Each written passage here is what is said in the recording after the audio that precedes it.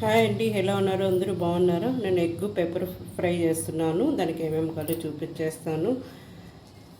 ఒక స్పూన్ ధనియాలు తీసుకున్నాను, నువ్వులు ఒక స్పూను, ఎండుమిర్చి ఒక 4 తీసుకున్నాను, కొంచెం జీలకర్ర, మిరియాలు ఒక స్పూను, ఈ కారం ఉంటాయి కదా, తెల్లగడ్డలు ఒక 3 తీసుకున్నాను, కరివేపాకు. ఇన్ని ఫ్రై చేసేసుకోవాలి.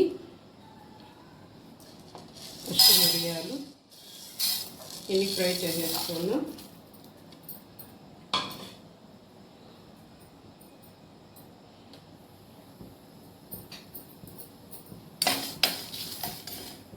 ఇది చల్లారినాక మిక్సీలో పట్టేసుకోవాలి పొడి. మనము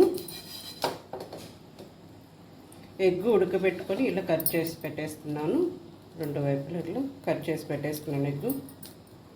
చూడండి, ఆయిల్ కొంచెం తీసేసుకున్నాను, సగం కప్ ఆయిల్.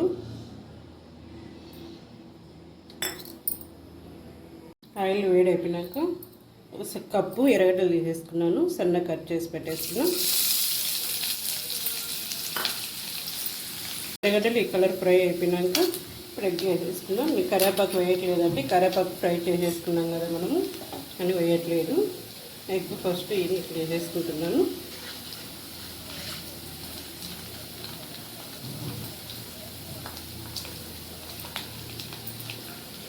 ఎగ్ అని ఇట్లా పెట్టేసుకున్నాక ఇప్పుడు తిప్పేసుకుందాం మనము.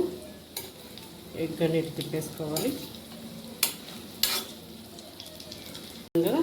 ఇది పొడి చూడండి, కొంచెం మెత్తగా కొట్టేసుకున్నాను. ఇంతకుముందు మీకు చూపించాను కదా ఫ్రై చేసుకున్నట్టు. ఇన్ని మిక్సీలో కొట్టి పెట్టుకున్నాను పొడి. నేను దీనిపైన వేసేసుకుంటున్నా.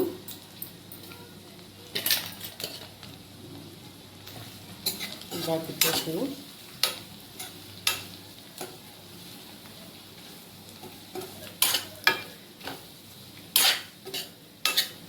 ఒక 5 నిమిషాలు బాగా ఫ్రై చేసేసుకోవాలి.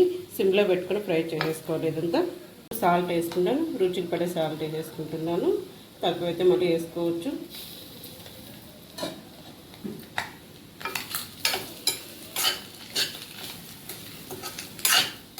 ఇది పచ్చివాసన పోయే వరకు ఫ్రై చేసుకోవచ్చు.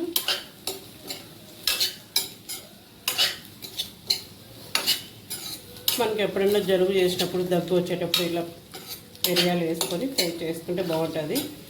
ఎగ్ పెప్పర్ ఫ్రై ఎలా ఉంది? బాగుందా? ఒక 2 నిమిషాలు ఫ్రై చేసేసుకొని దింపేసుకుందాం. ఫ్రై అయిపోయిందండి ఎగ్ పెప్పర్ ఫ్రై. చూడండి, బాగా రెడీ అయిపోయింది. ఇంకా అన్నంలో వేసుకొని తినడం. మీకు కొత్తగా వస్తే సబ్స్క్రైబ్ చేసుకోండి, అందరూ లైక్ చేయండి. బాయ్ అండి, నెక్స్ట్ వీడియోలో కలుద్దాం. బాయ్.